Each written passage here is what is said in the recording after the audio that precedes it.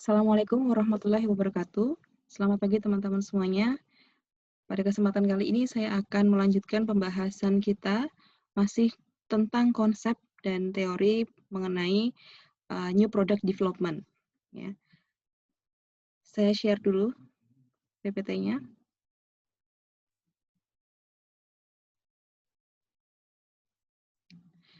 Ya.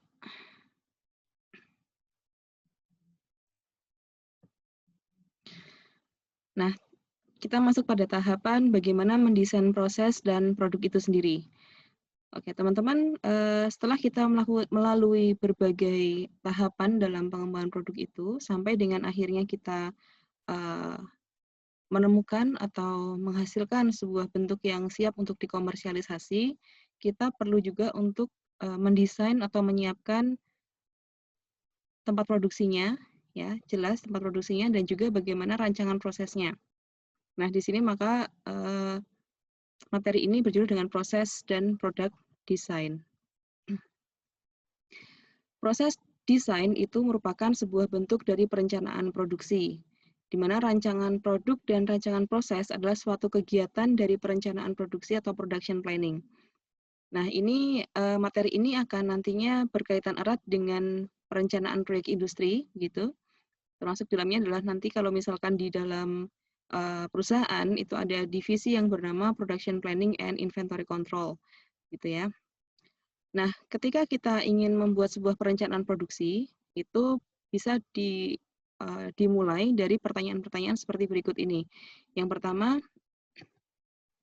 kita mendefinisikan dulu ya, produk atau jasa, produk yaitu berupa barang maupun jasa apa yang akan kita produksi. Apakah produk baru itu merupakan dari produk lama yang diperbaiki, ya, alias pengembangan dari produk lama, atau memang produk tersebut merupakan betul-betul produk baru yang belum pernah ada sebelumnya. Ya. Kemudian yang kedua, pertanyaan yang kedua, berapakah jumlah produksi pada tahap awal dan tahap-tahap berikutnya? Nah, ini nanti teman-teman sudah mengenalkan ya product life cycle, di mana masa awal itu merupakan masa introduction atau pengenalan. Nah, seorang product developer itu harus bisa mendefinisikan berapakah produk yang akan dirancang atau direncanakan terjual pada masa-masa awal pengenalan produk tersebut. Sampai nantinya dia bisa meramal gitu ya, melakukan forecasting terhadap jumlah produksi pada tahapan-tahapan berikutnya, khususnya nantinya ketika produk itu sudah mature atau matang begitu, atau sudah dewasa ya bahasa Indonesianya. Selanjutnya setelah menghitung jumlah produksi, ya, karena itu jumlah produksi itu akan berkaitan erat dengan kapasitas produksi, ya, kapasitas produksi itu kan kemampuan, ya, kemampuan perusahaan dalam hal ini ya alat dan mesinnya, sumber dayanya dan seterusnya yang dapat dihasilkan, ya, produk yang dapat dihasilkan pada satuan waktu, misalkan 1 hari atau 1 bulan, 1 tahun dan seterusnya. Setelah itu maka dia harus bisa membuat bagaimana rancangan produk dan prosesnya. Produknya apakah merupakan produk antara misalkan yang tidak perlu dikemas gitu, jadi hanya mungkin pengemasan dalam jumlah yang besar-besar, atau memang itu merupakan finish product ya, produk jadi. Dan juga rancangan prosesnya seperti apa gitu. Nah, ini nanti kalau misalkan pada industri pangan ini memang yang menjadi yang berbeda itu ada di situ, karena memang proses itu harus benar-benar dikontrol, dikendalikan agar sesuai dengan prinsip-prinsip sanitasi begitu ya. Harus bisa mendefinisikan critical control point gitu ya, titik kritis pada setiap proses, sehingga rancangan proses itu harus dikendalikan, harus sesuai dengan kualitas produk yang akan nantinya dihasilkan. Kemudian yang keempat, bagaimana siklus produk? Ya, bagaimanakah siklus produknya?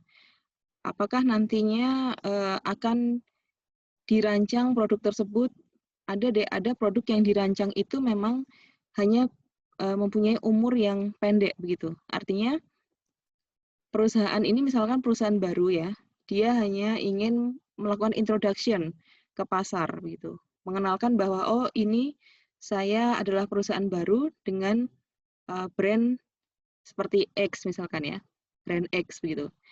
Nah, berarti kan kalau seperti itu memang dirancang dia merupakan produk yang singkat, ya hanya untuk pengenalan saja. Nah, selanjutnya dia akan melakukan produksi untuk produk-produk yang lebih sustain gitu ya, atau berkelanjutan.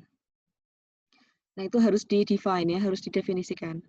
Kemudian yang kelima, pertanyaan selanjutnya itu bagaimana strategi pengenalan dan pengembangan produk baru.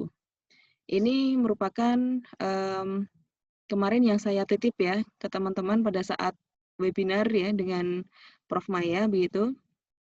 Coba nanti jawaban teman-teman bagaimana ya? Apakah sudah terwakili dari paper itu atau mungkin teman-teman ada input lain gitu boleh disampaikan. Nah, bagaimanakah strategi pengenalan produk baru? Ya, misalkan itu benar-benar produk yang belum ada sebelumnya, bagaimana breakthrough ya, breakthrough the market. Bagaimana masuk ke konsumen awal, ya konsumen baru.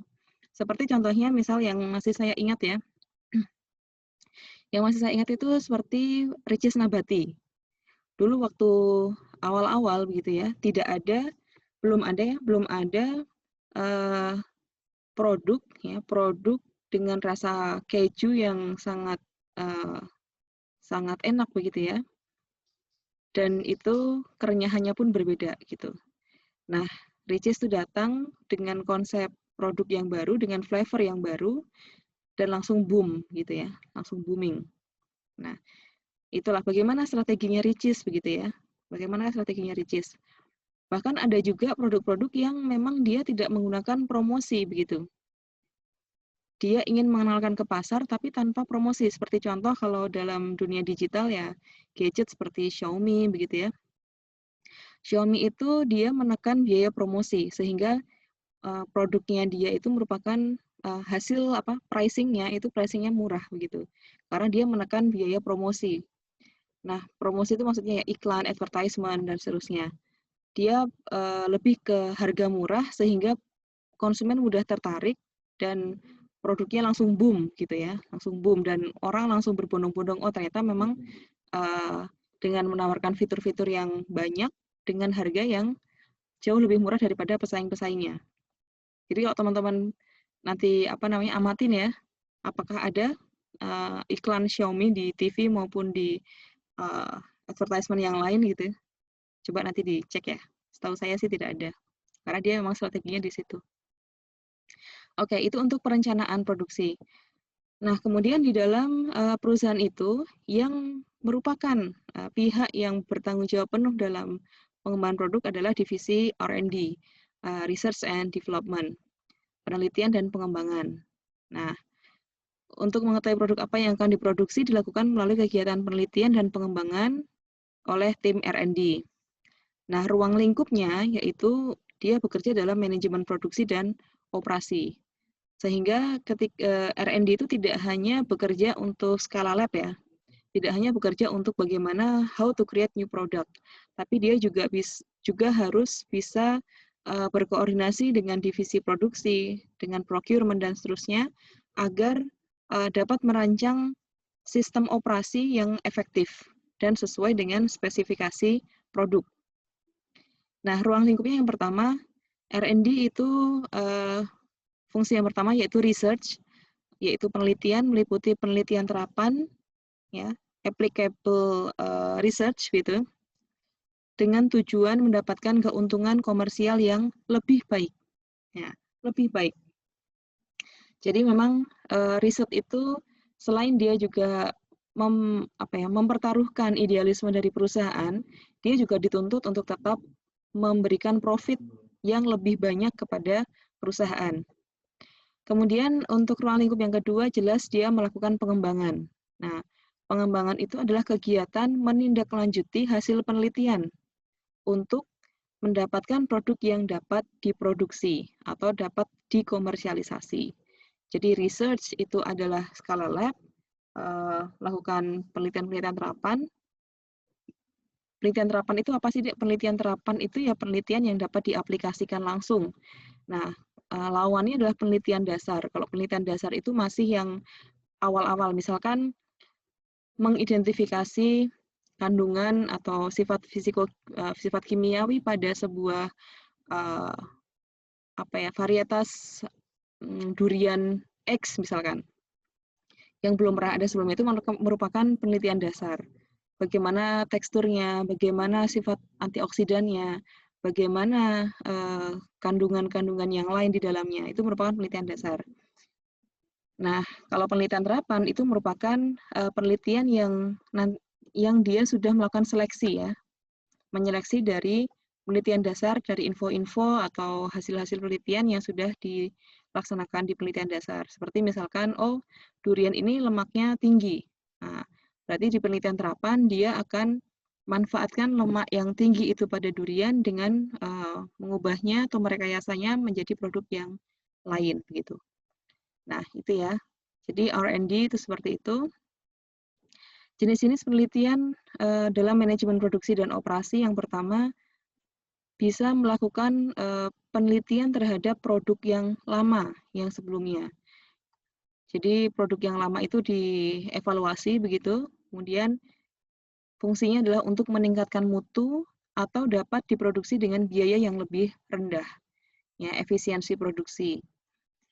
Atau yang kedua, penelitian terhadap produk baru yang mungkin dapat diproduksi. Jadi sebelum ganti slide saya jadi ingat. Jadi teman-teman, kalau berkali-kali saya sampaikan bahwa yang namanya pengembangan produk baru itu bukan hanya sekedar menciptakan sebuah produk yang breakthrough the market gitu ya, benar-benar yang baru gitu ya. Tapi juga bisa memperbaiki dari produk-produk yang lama, kelemahan-kelemahannya, mutunya, bahkan sampai ke biaya gitu ya. Jadi nanti termasuk di dalamnya adalah penelitian yang nantinya teman-teman akan lakukan di next step ya. Ketika diminta untuk penelitian itu kan nyawanya ada di novelty deh. Ada nyawanya di kebaharuan ya, kebaharuan. Kebaharuan itu adalah sesuatu yang memang belum pernah ada dilakukan oleh penelitian-penelitian yang sebelumnya. Nah, bisa dari metodenya, bisa dari sampelnya, bisa dari perlakuannya, bisa dari variasi pengaruh ya, lingkungan dan seterusnya. Nah, itu sudah menimbulkan suatu novelty yang baru, novelty tersendiri. Novelty itu artinya kebaharuan. Kemudian untuk tujuan komersil terdapat 3 jenis penelitian dalam R&D, yaitu penelitian produk, penelitian proses, dan penelitian manajemen services. Ya, penelitian produk jelas dia difokuskan pada perbaikan produk maupun tadi penciptaan produk baru yang sesuai dengan kebutuhan konsumen dan dapat satisfy gitu ya, memuaskan keinginannya. Juga untuk dapat menghasilkan produk baru yang sesuai dengan perubahan selera konsumen. Seperti yang di video sebelumnya, teman-teman sudah saya berikan gambaran bahwa selera konsumen sekarang misalkan tadi ya serba instan dan ingin yang sehat. Nah, misalkan contoh di sini ada mie instan, kita sebut merek misalkan Lemonilo begitu ya. Itu adalah mie instan tapi dia klaim bahwa dia mempunyai sifat-sifat yang menyehatkan begitu ya. Dan juga sepertinya enak. Dengan ya jelas dia punya diferensiasi, berarti dia mempunyai daya banding ya, dalam hal ini adalah harga dibanding dengan produk lain yang sejenis. Penelitian produk bagi suatu perusahaan adalah penting agar dalam situasi persaingan tetap dapat mempertahankan posisinya. Ya, jadi mengapa Apple itu setia dengan iPhone-nya? Ya, setia dengan iPhone-nya dan itu aja gitu. Maksudnya ya sampai dengan iPhone berapa sekarang ya? 12 ya. Sepertinya iPhone 12 ya atau berapa? Saya bukan pengguna iPhone jadi kurang ini ya, kurang mengikuti perkembangan gitu. Cuman mengapa Apple itu bisa mempertahankan posisinya hanya dengan satu brand yaitu iPhone? Bukan misalkan kalau di Android, di Samsung dia punya berbagai lini ya. Ada Galaxy J, Galaxy A, Galaxy S, dan seterusnya. Tapi kalau iPhone, dia setia dengan penamaan iPhone-nya aja dan dibedakan berdasarkan serinya, ya. iPhone X, iPhone X1, dan seterusnya. Nah, itu merupakan sebuah contoh ya, sebuah contoh bahwa Apple ingin mempertahankan posisinya, yaitu dengan perbaikan terus-menerus, begitu. Kemudian yang kedua, penelitian proses. Ya, penelitian proses ini merupakan kegiatan perbaikan pada proses produksi yang sudah ada maupun untuk penciptaan produk baru. Nah, di sini penelitian proses ini dapat dilakukan agar dapat meminimalkan biaya produksi, ya, mempertahankan posisi perusahaan dalam persaingan dan juga tingkat keuntungan. Dan juga termasuk di dalamnya adalah bagaimana penelitian mengenai proses ini menanggapi perkembangan teknologi, ya. Seberapa efisienkah penerapan teknologi baru terhadap produknya? Apakah dia akan lebih mendatangkan keuntungan yang lebih besar atau dia mempertahankan teknologi yang sekarang namun dengan kapasitas produksi yang lebih besar misalkan. Jadi ada deh ya misalkan perusahaan-perusahaan yang dia sudah mempunyai alat-alat yang sophisticated ya, yang lebih rumit begitu, dia kan selalu updating mengenai teknologi. Ini kita berbicaranya masalah perusahaan besar ya. Kalau di UKM dan UMKM kan lebih lambat gitu ya perkembangan atau penerapan teknologinya. Nah, jadi ketika ada mesin baru datang, misalkan dengan harga yang lebih mahal tentu saja, itu apakah lebih efisien dalam arti kalau misalkan si mesin yang baru ini menawarkan kapasitas produksi yang lebih besar daripada yang dimilikinya saat ini, dimiliki perusahaan saat ini. Nah, apakah itu memang dibutuhkan oleh perusahaan? Ya, apakah memang perusahaan itu membutuhkan scaling up kapasitas produksi? Atau ya tidak perlu ya, kalau misalkan dengan kondisi teknologi yang sekarang, dia tidak membutuhkan kapasitas produksi yang lebih daripada yang sekarang ya.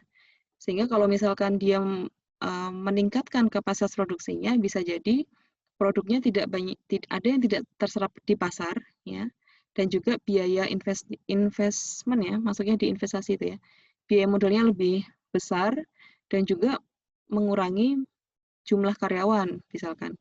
Jadi sudah tidak dibutuhkan misalkan karyawan untuk operator dan seterusnya. Nah, itu memang harus dipertimbangkan betul ya. Makanya pada pengembangan produk itu ada yang dinamakan juga dengan manajemen teknologi. Ya tadi tuh, bagaimana sih sebenarnya penerapan teknologi? Memang teknologi itu lebih baru, lebih modern gitu. Namun apakah memang cocok gitu dengan kondisi perusahaan kita yang sekarang? Nah, itu di situ ada analisis-analisis kelayakan ya. Makanya analisis kelayakan itu sangat dibutuhkan. Kelayakan itu bukan hanya sekedar kelayakan ekonomi ya, tapi juga kelayakan teknis. Ya, kelayakan teknis itu lebih ke proses gitu. Oke, itu yang penelitian proses. Kemudian yang ketiga, tentang penelitian manajemen services atau layanan manajemen. Nah, di penelitian ini, dia mempelajari aspek yang berkaitan dengan perkembangan perusahaan secara menyeluruh. Sehingga nantinya ada data yang komprehensif bagi pengambilan keputusan oleh manajer. Jadi, manajemen itu adalah nyawanya ya, nyawanya perusahaan ya. Sebagus apapun rekayasa proses yang dilakukan atau dirancang, sebagus apapun desain produkmu, tapi kalau manajemennya rusak ya akan tidak optimal gitu ya. Bahkan mengakibatkan bankruptcy atau kebangkrutan gitu. Nah, sehingga di penelitian mengenai manajemen services ini harus di-update terus bagaimana pelayanan pemasaran, bagaimana pelayanan supplier gitu, bagaimana kinerja keuangan, bagaimana rantai pasok dan seterusnya. Itu masuk di manajemen services. Jadi penelitian mengenai manajemen. Nah, kemudian pada tahapan research and development ini yang sudah kita bahas berulang kali, beberapa tahapan ini selalu dilewati begitu.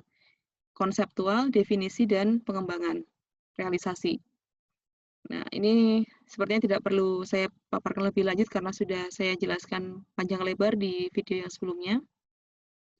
Nah, R&D dilaksanakan berdasarkan kebutuhan dalam sistem operasi dan produksi. Nah, yang meliputi yang pertama, oh ini typo ya, harusnya standarisasi ya. Standarisasi yang meliputi penetapan spek produk, bahan baku, maupun proses produksi. Nah, di video yang sebelumnya sudah saya jelaskan bagaimana pentingnya standarisasi, ya, ketetapan, keajekan, ya, keajekan dari kualitas dan spek produk yang dihasilkan itu penting banget, dan juga standarisasi untuk bahan baku, standarisasi untuk proses, standarisasi untuk cara kerja karyawan itu harus didefinisikan dengan baik begitu. Kemudian yang kedua, R&D itu dilaksanakan dengan melakukan simplifikasi dan spesialisasi yang meliputi penyederhanaan berbagai aspek yang berhubungan dengan produksi. Di dalam ilmu industrial, gitu ya, manajemen industri, kita mengenal adanya istilah lean production, LEAN ya, bahasa Inggris, tulisannya LEAN. Lean production atau produksi yang ramping. Artinya adalah produksi yang ramping itu tidak banyak waste, ya, tidak banyak limbah, tidak banyak yang dikeluarkan. Limbah dalam hal ini juga termasuk diantaranya adalah pemborosan waktu, pemborosan tenaga kerja, pemborosan sumber daya, itu masuk dalam waste. Jadi simplifikasi dan spesialisasi pada R&D, ya, research itu dilakukan terus-menerus agar produksi yang sistem produksi yang dilaksanakan di perusahaan atau di pabrik itu langsing begitu ya, ramping, tidak banyak waste yang terbuang, tidak ada banyak pemborosan. Karena jelas nanti kalau pemborosan nanti kan efeknya ke profit ya, ke margin begitu. Nah, lean production nanti teman-teman silahkan baca di referensi yang lain atau mungkin nanti bisa kita bahas pada saat production planning ya, manajemen proyek, bagaimana tentang lean production tersebut. Nah, selanjutnya mengenai metode produksi. Tadi kan proses and product design ya. Nah, untuk menentukan jumlah produk yang akan dihasilkan itu dapat dipelajari dengan beberapa faktor ya, yang mempengaruhi jumlah produksi dan bagaimana metode untuk melakukan forecasting-nya atau memperkirakannya. Nah, jumlah produksi itu dapat dipengaruhi oleh beberapa faktor berikut, seperti yang pertama, ketersediaan bahan baku. Nah, itu menjadi kunci, ya, itu menjadi kunci yang harus selalu diantisipasi oleh perusahaan, bagaimana suplai bahan baku itu terus-menerus akan sustain, begitu ya, keberlanjutannya baik begitu. Tersediaan bahan baku. Jadi kalau misalkan bahan baku yang sifatnya terbatas, ya, misalkan barang-barang tambang, begitu, itu kan sifatnya terbatas ya, maka perusahaan harus bisa melakukan manajemen bagaimana agar bahan baku yang merupakan sumber daya yang terbatas tadi itu dapat di-manage dengan baik, agar perusahaannya tetap beroperasi, begitu. Kalau untuk produksi pangan, industri pangan, bahan baku itu juga menjadi suatu concern yang sangat penting ya. Dalam hal ini bukan hanya sekedar jumlah ya, bukan hanya sekedar jumlah bahan bakunya, namun juga termasuk di dalamnya adalah kualitas ya, kualitas di dalamnya. Misalkan produk dairy food misalkan ya, susu gitu. Susu, keju dan turunan-turunannya. Itu kan akan berbanding lurus dengan jumlah sapi ya, kalau dalam ini misalkan susu sapi, akan berbanding lurus dengan jumlah peternakan di Indonesia. Nah, berapakah jumlah sapi untuk produksi susu dan berapakah jumlah sapi untuk yang di sapi pedaging begitu. Nah, itu kan harus dibalancekan. Nah, jadi perusahaan-perusahaan besar seperti perusahaan-perusahaan susu ya, yang skalanya sudah besar seperti Indomilk, kemudian Ultra Jaya dan seterusnya, itu dia harus memikirkan apakah dia harus mempunyai peternakan tersendiri yang akan mensuplai, ya, susunya itu digunakan untuk mensuplai ke perusahaannya atau melakukan consignment dengan petani-petani lokal misalkan. Nah, kalau yang dilakukan oleh Sariusada itu dia lebih ke consignment sih, dengan petani-petani lokal. Mungkin juga ada yang impor juga mungkin ya. Kemudian yang kedua, kapasitas mesin yang dimiliki itu juga mempengaruhi jumlah produksi. Tadi sudah saya sampaikan di slide yang sebelumnya bahwa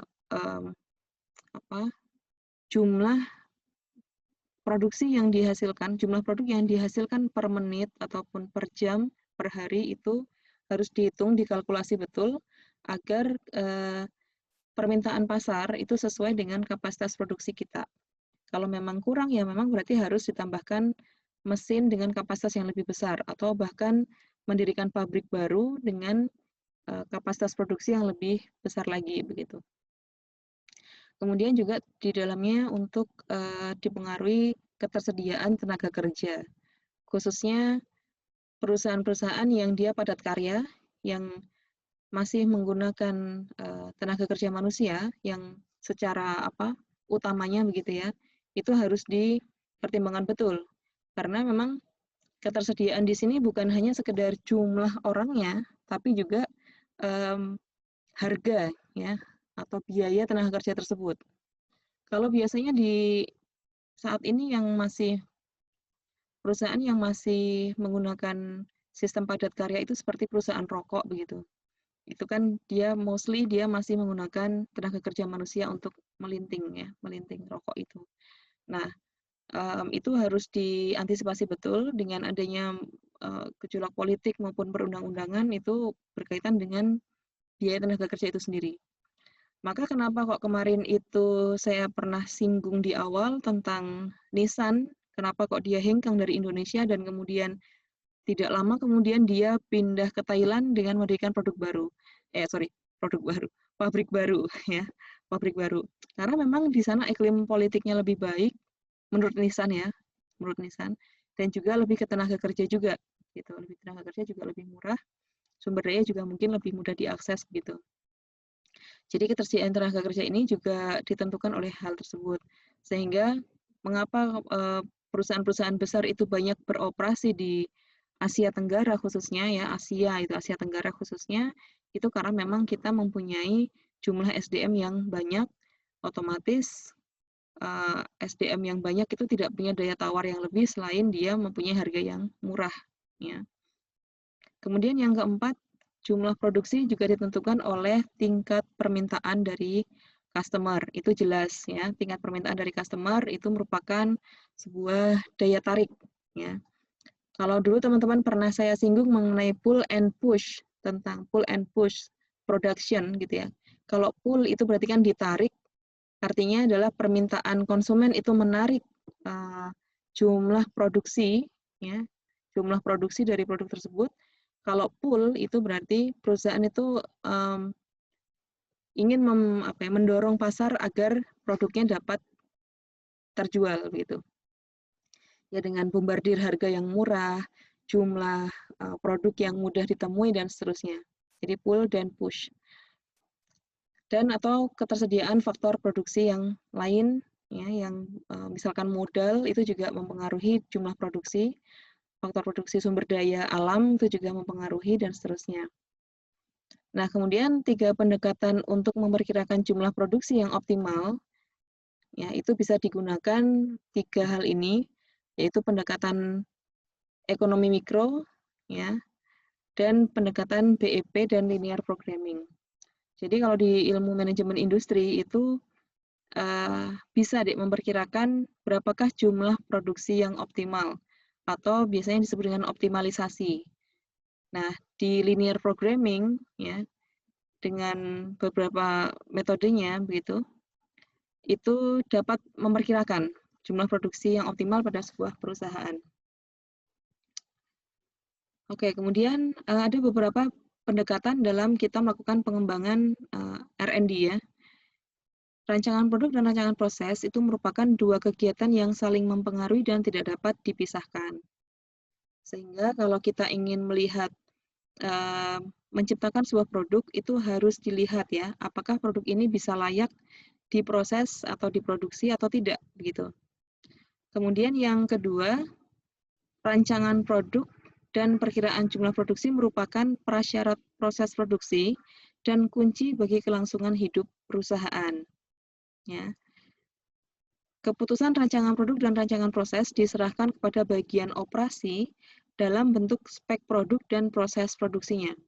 Jadi setelah melalui proses research and development, kemudian dia harus berkoordinasi dengan bagian operasi, dalam hal ini adalah bagian produksi, untuk menentukan dan mendeliver, ya, menyampaikan bagaimana spek produk dan proses produksinya, bagaimana metodenya. Nah, dalam pengembangan produk dengan teknologi baru, ini ada seorang ahli berkata bahwa ada dua pendekatan yang digunakan untuk mengetahui keterkaitan dan intensitas kegiatan R&D. Operasi produksi dan pemasaran, yaitu pendekatan berurutan dan pendekatan serentak. Ya. Jadi ada dua pendekatan yang dapat digunakan untuk mengetahui keterkaitan dan intensitas kegiatan R&D, yaitu pendekatan berurutan dan pendekatan serentak. Nah, sebentar. Pendekatan berurutan yaitu mengasumsikan ketiga kegiatan tersebut, ya ini tiga kegiatan itu adalah operasi, dalam hal ini produksi ya, operasi produksi dan pemasaran, dan R&D. Jadi ada tiga, R&D, operasi produksi dan pemasaran, gitulah ya. Nah, jadi mengasumsikan ketiga kegiatan tersebut itu dapat dilakukan secara terpisah yang diawali dengan kegiatan R&D, diikuti dengan kegiatan operasi produksi, dan diakhiri dengan kegiatan pemasaran.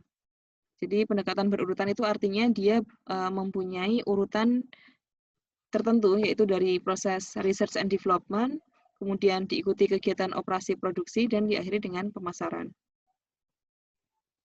Kemudian kalau yang kedua yaitu dengan pendekatan serentak, yaitu mengasumsikan bahwa ketiga kegiatan tersebut, R&D, operasi produksi dan pemasaran, itu sudah terlibat sejak awal dengan intensitas kegiatan yang berbeda. Jadi di pendekatan yang kedua itu, ketiga hal itu bisa berlangsung secara bersamaan, namun intensitasnya itu yang berbeda-beda. Nah, biasanya yang paling ajak adalah operasi produksi dan pemasaran. R&D itu biasanya dia by project ya, jadi biasanya di awal, kemudian kalau proyeknya sudah terimplementasi, dia intensitas kegiatannya akan semakin menurun. Kalau di operasi produksi, dia biasanya ketika awal itu ya, ketika masih research, itu dia masih rendah kegiatannya, intensitas kegiatannya masih rendah, kemudian sampai pada implementasi, dia akan memuncak, gitu. Dan juga pemasaran. Nah, pemasaran ini biasanya memang lebih mendekati ke produksi ya. Jadi apabila produksi itu sudah bisa terimplementasi, gitu ya, sudah bisa diproduksi, sudah bisa dikomersialisasi, maka pemasaran itu akan bekerja. Ya. Oh, ini ternyata ada di slide saya lupa. Jadi ada strategi untuk mengenalkan produk baru tadi. Ya. Strategi menarik dan mendorong, dan juga interfunctional. Nah, ini ternyata ada bonusnya ya, ada bonusnya. Saya malah lupa ini. Jadi ada yang pertama, strategi untuk mengenalkan produk baru, itu yang pertama yaitu dengan pull tadi ya, menarik. Nah, strategi ini didasarkan pada pertanyaan, apakah produk apakah yang harus diproduksi dan dapat dijual? Nah, dalam hal ini produk baru dihasilkan berdasarkan selera pasar dan kurang memperhatikan tingkat teknologi dan proses produksi. Nah, artinya bahwa di sini customer itu memegang peranan yang sangat penting, ya, yang sangat krusial. Jadi perusahaan itu ingin menciptakan produk baru itu berdasarkan selera konsumen atau selera pasar. Nah, untuk tingkat teknologinya tidak terlalu diperhatikan, gitu. Dalam arti asalkan produk tersebut dapat diproduksi dan sukses di pasar, berarti teknologi yang tidak modern pun dan tidak tidak sophisticated pun bisa diadaptasi begitu. Nah, kebalikannya adalah teknologi push gitu ya, mendorong teknologi.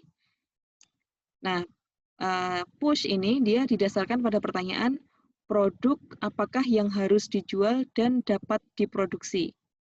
Kalau yang tadi produk apakah yang harus diproduksi dan dapat dijual. Ya, kalau yang ini produk apakah yang harus dijual dan dapat diproduksi. Artinya di situ dapat diproduksi itu adalah kata kunci dari teknologi ya, penerapan teknologinya itu. Produk baru dihasilkan berdasarkan perbaikan teknologi proses produksi dan kurang memperhatikan selera pasar. Nah, biasanya teknologi push ini merupakan strategi yang digunakan dalam produk-produk baru yang benar-benar baru begitu, yang belum pernah ada sebelumnya. Sehingga market itu akan digiring ya, market itu akan dipaksa tanda kutip, akan dipaksa untuk mengikuti keinginan dari perusahaan. Nah, jadi dia lebih ke mengenalkan teknologi-teknologi baru begitu. Atau produk yang benar-benar baru seperti misalkan ya produk-produk instan kalau di makanan ya. Kalau zaman dulu di awal-awal mungkin kita belum lahir begitu, di awal-awal ketika mungkin ada mie instan begitu, orang mungkin akan berpikir bagaimana mungkin kita bisa makan mie dalam waktu hanya 5 menit tanpa harus menggiling, membuat adonan, harus merebus dan seterusnya. Nah, dengan adanya teknologi tadi, teknologi push tadi, perusahaan itu mendorong konsumen atau calon konsumen itu untuk menerima produknya, ya, untuk menerima produknya, sehingga lama-kelamaan selera pasar akan digiring sesuai dengan keinginan produsen, begitu. Kemudian strategi yang ketiga yaitu interfunctional, ya, yaitu strategi yang didasarkan adanya atau perlunya kerjasama antara R&D, operasi produksi, pemasaran, dan bahkan fungsi-fungsi yang lain, ya, seperti misalkan supply chain, keuangan, advertisement, dan seterusnya. Dalam hal ini, produk baru dihasilkan berdasarkan selera pasar dan perbaikan teknologi proses yang memberikan manfaat yang lebih baik atau bahkan terbaik. Sehingga interfunctional itu adalah strategi yang menggabungkan antara market pull dan teknologi push, gitu ya. Pull dan push itu dikombinasikan sehingga didapatkan performance yang terbaik atau kinerja yang terbaik dari produk tersebut. Oke, ini bisa kita skip, sudah saya jelaskan di video yang sebelumnya. Oh, ini mengulang. Nah, saya berikan contoh ya, contoh pengembangan produk baru yang tentu saja ini kita belum lahir. Namun, kita masih menjumpainya saat ini. Ini masih jauh, ini mungkin kakek buyut kita atau lebih ya, ini 1900, 1900 ya. Ya, entah itu nenek moyang kita ini ya. Ya, itu adalah Coca-Cola. Ini adalah sebuah produk yang sangat breakthrough the market pada saat itu. Bayangin pada tahun 1900 ke bawah gitu ya. Sudah ada produk baru yang seperti ini, minuman berkarbonasi. Oke, mungkin saya putarkan sedikit ya untuk video ini ya, video untuk sebentar.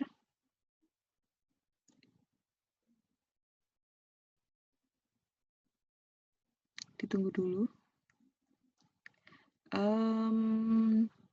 Saya cari filenya dulu. Ya.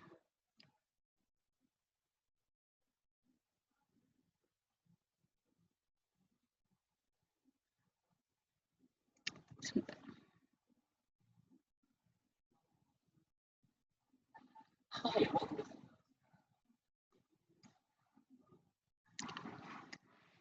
Sebentar, saya share screen dulu untuk ini.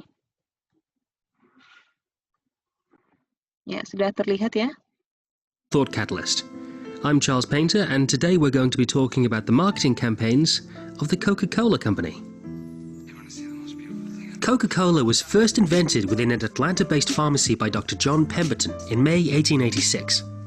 Initially sold at local soda fountain counters, growing demand and the idea of making the beverage portable led to bottling the sparkling drink. In its first year, Pemberton sold just 9 glasses of Coca-Cola a day for 5 cents a glass. Since then, the company has expanded ever so slightly, currently selling its products at an estimated rate of more than 1.9 billion servings a day. That's the equivalent, every day, to almost 1 in 4 people buying something from Coca-Cola. The Coca-Cola Company is one of the most recognized companies in the world, and it's certainly the world's biggest drink company. They control more than half the global market in carbonated soft drinks, as well as a substantial chunk of the somewhat larger non-carbonated segment. It owns 4 of the world's 5 biggest selling soft drinks, with Coca-Cola being the world's best known and most valuable non-technology brand. Within its portfolio, the company holds more than 500 brands including Fanta, Sprite and Relentless.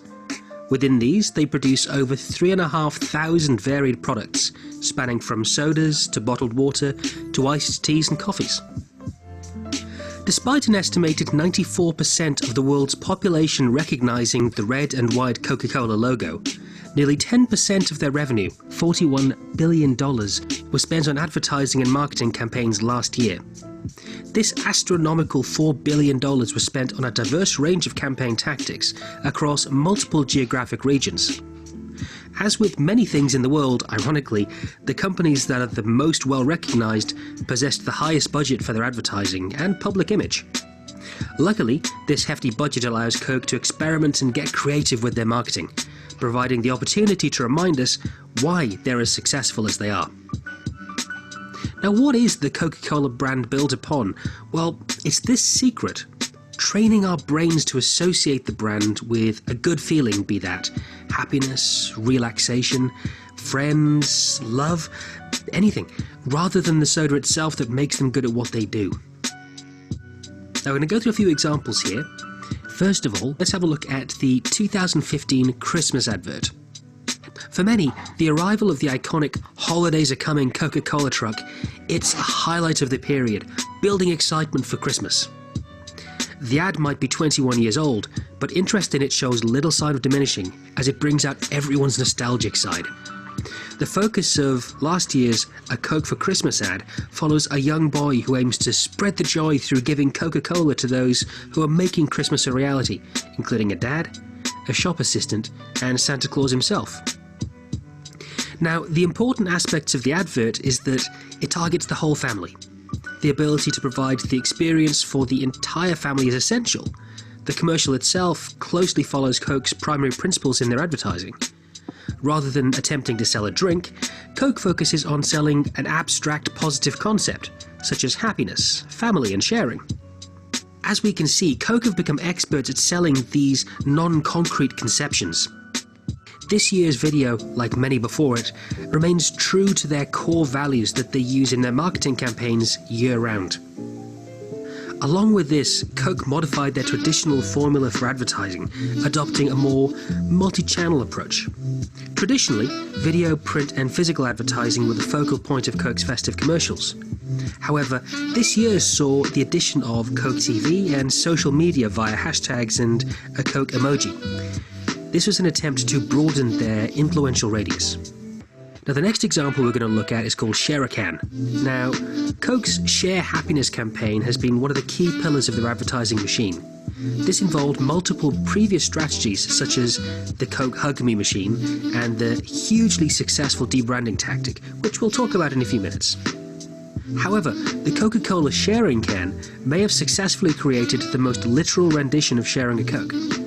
The regular-looking can of Coke can be twisted to become 2 mini cans, allowing probably one of the easiest methods for sharing a Coke on the move. As part of the pilot project, Coke distributed its sharing can to thirsty Singaporeans and documented their surprised reactions. The documentary of this surprised happiness involved the team accompanying the distributors, following them to areas where they knew there would be heavy traffic, and filmed people's authentic reactions. This documentation provided Coke with video evidence of the purest possible form of happiness, showing how people would react and the kind of power it has. Now, finally, we got on to deep branding. As mentioned earlier, arguably the most successful share happiness campaign would be the deep branding tactic. Marketing director Lucy Austin and her team within Coca-Cola's South Pacific branch were delivered a 151-word creative brief that gave them free rein to deliver a truly disruptive idea that would make headlines and capture the country's attention. The resulting campaign, known internally as Project Connect, based on its ambition to both strengthen the brand's bond with Australia's young adults and inspire shared moments of happiness with the real and virtual worlds, it became known as Share a Coke. The primary concept behind this was the swapping out of Coke branding on bottles and cans in favour of 150 of the most popular names in Australia, allowing Coke to reach 42% of the population. This campaign was released and almost immediately saw a positive reaction, with unaffiliated celebrities buying bottles and social media conversation and media coverage blowing up as a result. Within that summer, Coke sold more than 250 million named bottles and cans in a nation of just under 23 million people. This overwhelming positive result led to the expansion of the campaign across the world, reaching more than 70 countries. As the campaign spread across the globe, over 17,000 names were used, including generic nicknames and titles such as Mom and Dad and Mate. These additional titles purposefully made the invitation more about giving a Coke to someone else rather than keeping it to yourself, and broadened the appeal and played to their core principles. The ability of such a revolutionary and notable campaign could be argued to rely solely on the ability to relate to the customer on the eye level. Lucy Austin suggests that the success derives from the use of our name, the most personal thing we possess. It's our fingerprint, our identity, in one word.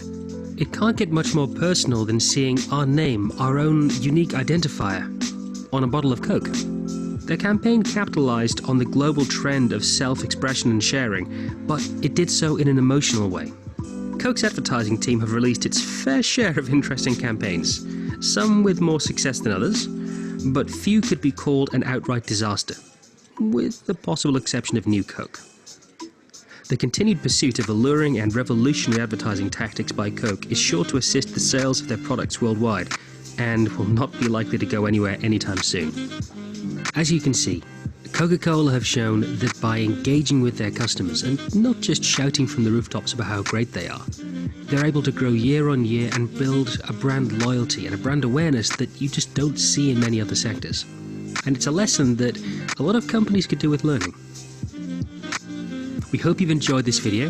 If you'd like to see more of what we do, please remember to like, share and subscribe, and we'll catch you again next time. Goodbye.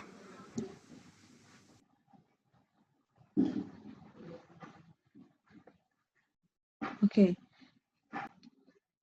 that's a really nice video ya. Mungkin teman-teman ada yang sudah pernah melihatnya atau pernah saya share juga di kelas yang lain. Saya lupa-lupa ingat, cuman ini video menurut saya sangat menarik begitu. Dan menggambarkan secara image gitu ya, mengimagekan bahwa produk ini mempunyai kesan sendiri di customer-nya. Dan itu jelas tidak merupakan hal yang instan begitu.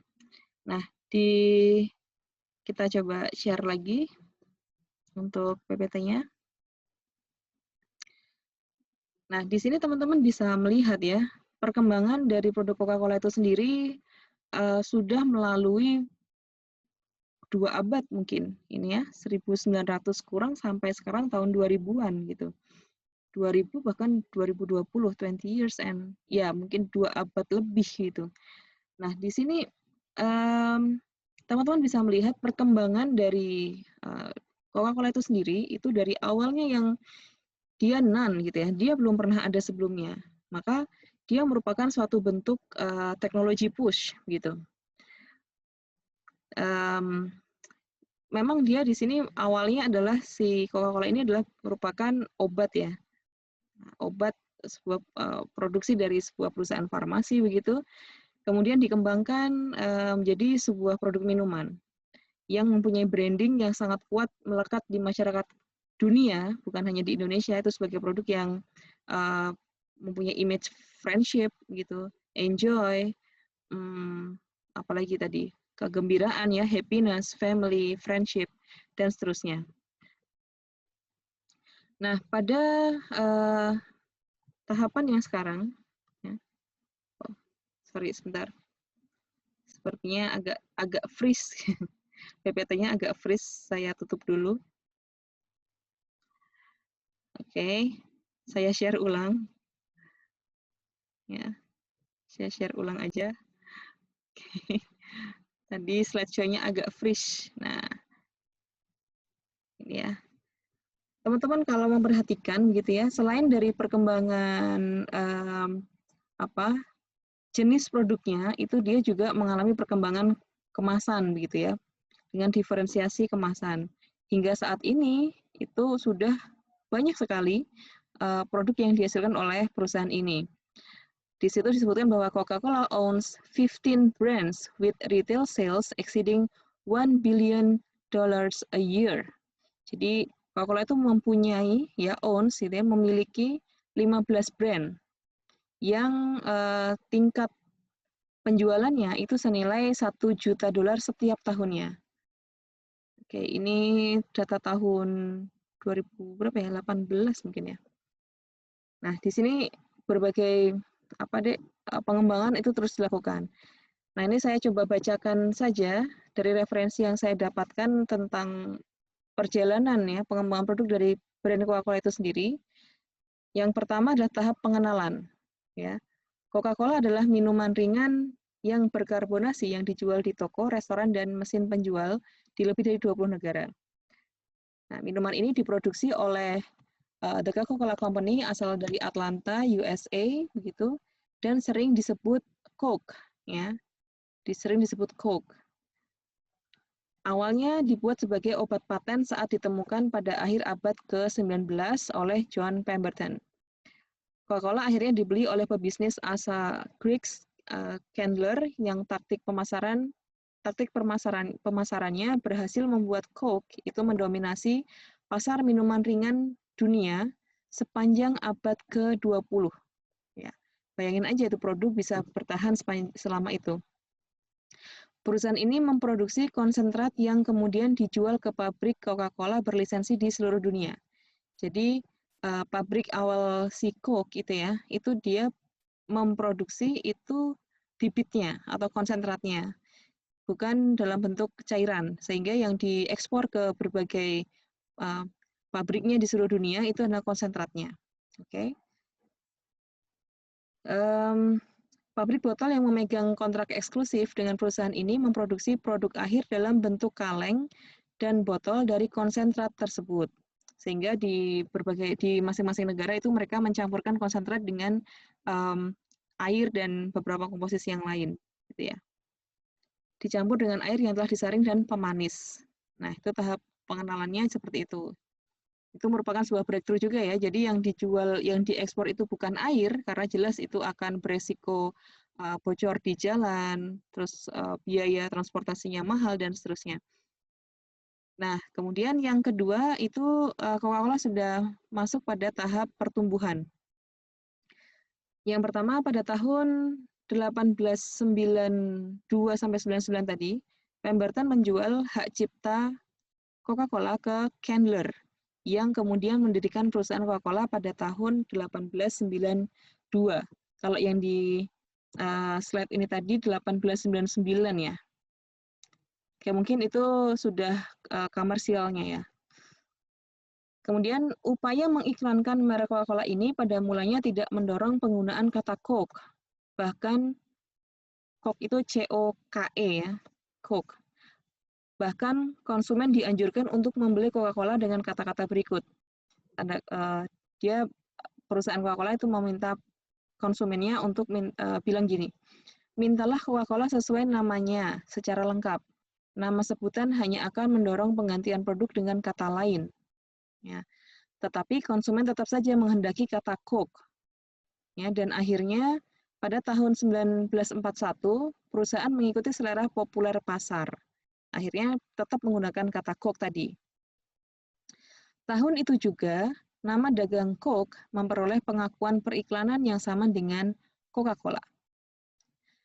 Tahun 1945, ya, di saat kita masih memegang bambu runcing, bukan kita ding, nenek moyang kita, ya.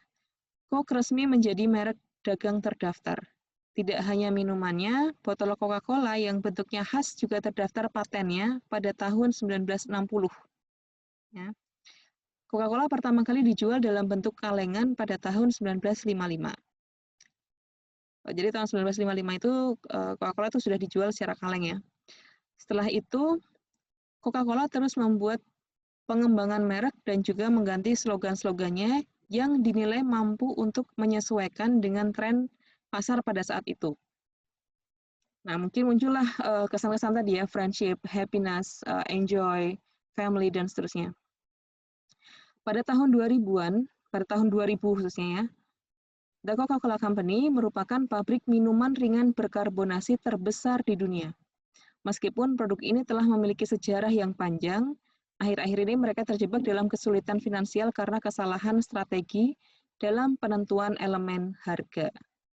Jadi bukan karena produknya yang sudah tidak lagi diminati pasar, namun ada kesalahan dalam penentuan harga.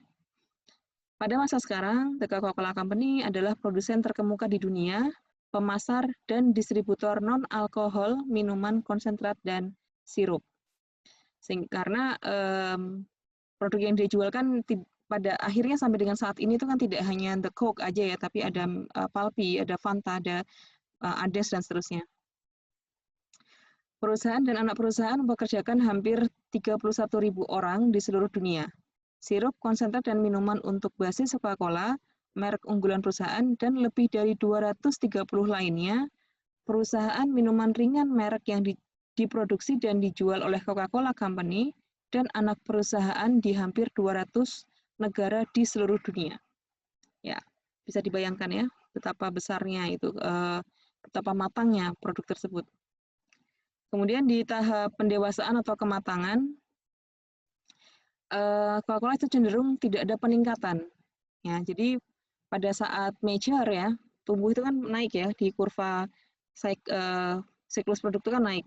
Pada saat dia stagnan, ya dia mengalami proses pematangan ya, atau pendewasaan, mature. Nah, hal itu ya, proses atau kondisi stagnan tersebut itu dikarenakan adanya yang pertama pesaing baru. Ya, saat ini banyak sekali bermunculan produk-produk baru yang memiliki karakteristik yang mirip seperti Big Cola, atau mungkin dulu pas zaman saya SMP itu ada minuman seperti Nutrisari, dia minuman serbuk begitu dikasih air seperti langsung ada buihnya, ada karbonasinya. Itu namanya dulu kalau nggak salah Vinto begitu. Itu sama dan harganya jauh lebih murah daripada Coca-Cola.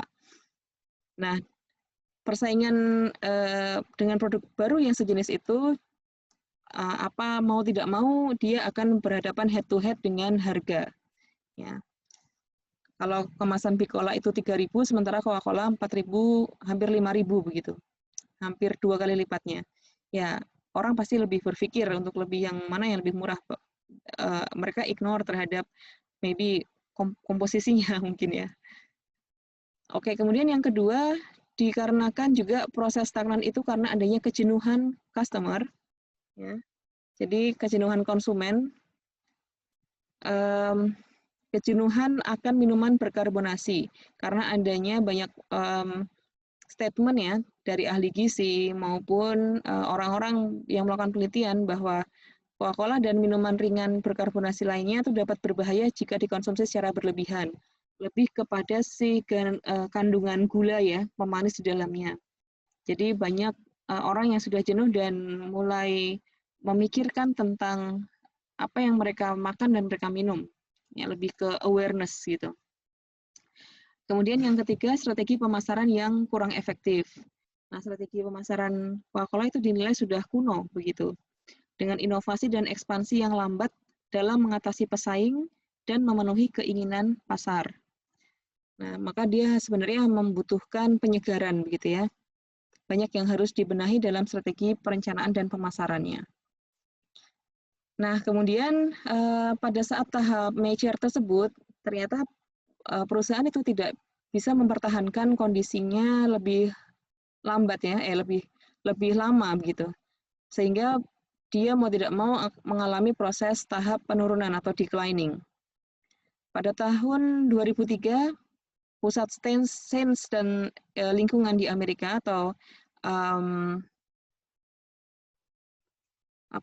The Center of Science and Environmental ya, CSE, sebuah organisasi non pemerintah di New Delhi, bukan di Amerika ya, di New Delhi, mengatakan air soda yang diproduksi oleh produsen minuman ringan di India, termasuk di dalamnya adalah Pepsi dan Coca-Cola, itu mengandung racun, di dalamnya ada lindan, DDT, dan beberapa kandungan yang lain yang kemudian diteliti dapat berkontribusi terhadap kanker dan gangguan sistem kekebalan tubuh. Sehingga info-info yang merupakan hasil penelitian itu akhirnya menjebak si perusahaan itu stagnan dan declining, sudah menurun karena banyaknya customer yang pergi begitu ya, yang beralih ke minuman non-karbonasi. Pada tahun 2004, Komite Parlemen di India didukung temuan dari CSI tadi, dan sebuah komite yang ditunjuk pemerintah bertugas dengan mengembangkan standar pertama di dunia pestisida untuk minuman ringan. Nah, kemudian Coca-Cola sebenarnya sudah menjawab bahwa pabriknya itu mempunyai filter air dan dapat menghilangkan kontaminan tersebut. Ya, namun di sini pemerintah di India dan di Pengadilan Tinggi Kerala itu mengatakan bahwa tetap melarang produksi makanan, dan bahkan Coca-Cola dituduh sebagai perusahaan yang menggunakan air secara berlebihan di India.